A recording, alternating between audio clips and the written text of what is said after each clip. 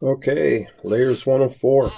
In this discussion, we're going to talk about how to edit all of the different layers that we have available. And to begin with, let's talk about why you might want to do that. So if I look over here right now, I've got 5 open layers, which incidentally is the max number we can have.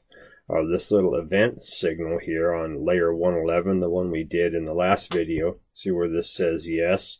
Well, actually, let's turn that to no.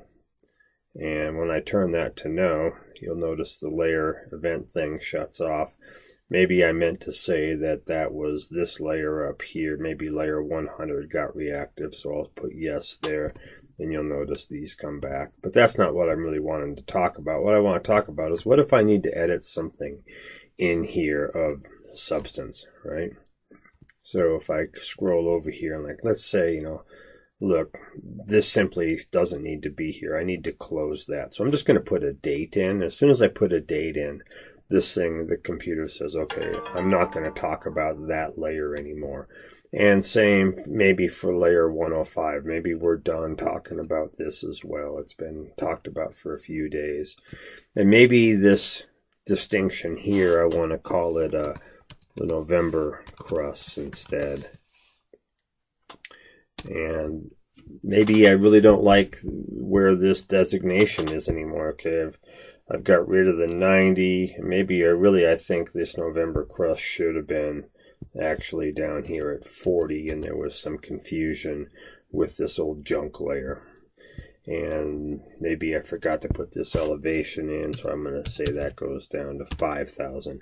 I have all these additions, right? And I want to update them so that when I scroll back out, I want these guys to show up in this little column here. So once I hit all of the edits I want to put in, I can update these. And what happens is the computer runs in, it goes through and finds all of the new open and closed layers, and it updates this chart, and it gets rid of all the extra things and sets me up. Okay, now I have my 3 layers edited the way I liked them.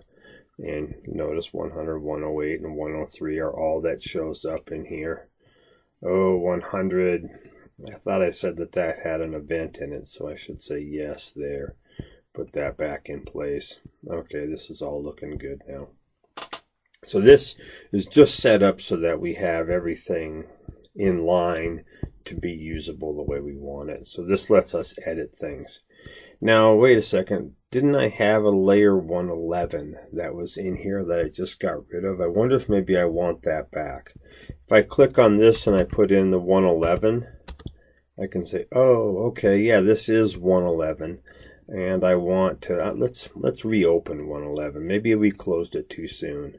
And then once I put that in, I can say, okay, let's add that layer back in. It runs over and does as quick as this can be, and puts 111 back in. And now, in theory, we have 111 back on the list. And by the time you get this, that would have worked. But anyhow, this is just a way we can go through and edit different layers and make them the table more functional.